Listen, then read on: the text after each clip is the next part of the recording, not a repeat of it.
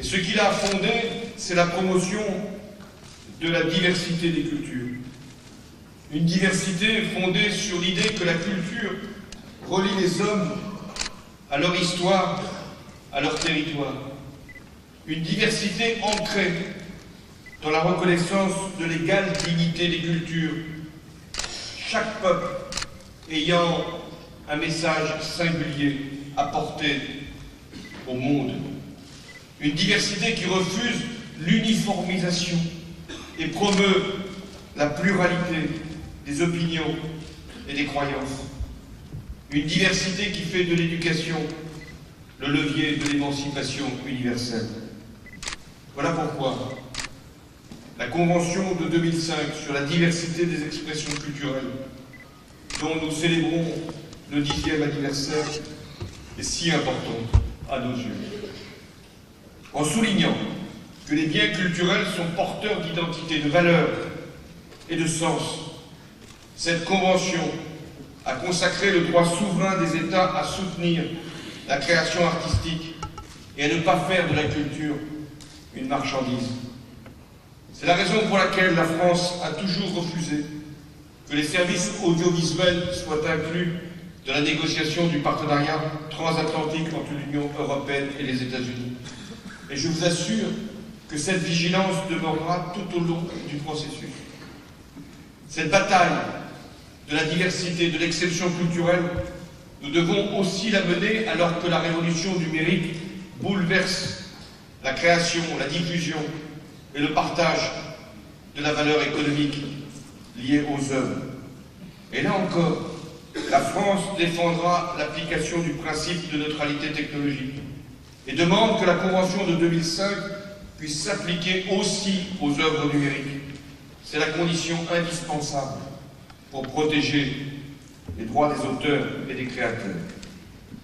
Mais si je suis venu devant vous aussi, c'est pour défendre le patrimoine, les œuvres que nous avons en commun, que nous avons héritées de l'histoire. Ces œuvres qui peuvent également être victimes du terrorisme. L'UNESCO a créé, c'était en 1972, la liste du patrimoine mondial. Plus de 1000 sites sont aujourd'hui classés, dont, et j'en suis fier, 41 en France. Je sais que ce sont des cibles de choix pour ceux qui veulent annihiler la mémoire des peuples. Je pense au Bouddha de Bamiyan, des temples d'Angkor ou de Palmyre. C'est toujours la même tentative des totalitaires de vouloir aussi faire que leurs crimes touchent à la mémoire. Les fanatiques s'en prennent aux vivants, mais ils s'en prennent aussi aux morts. Ils s'en prennent à tout ce qui est humanité, à celle d'aujourd'hui, de demain, et également à celle d'hier, de celle dont on procède. Les terroristes voudraient tout effacer. La jeunesse, la culture, la vie, et en même temps l'histoire et la mémoire. L'UNESCO joue un rôle majeur dans la préservation de ces biens communs. C'est elle qui alerte avant qu'il ne soit trop tard, qui prévient avant que des destructions et des pillages ne puissent avoir lieu. C'est l'UNESCO également qui lutte contre le trafic des œuvres et des antiquités. Mais l'UNESCO fait également davantage, et je veux ici en remercier la directrice générale.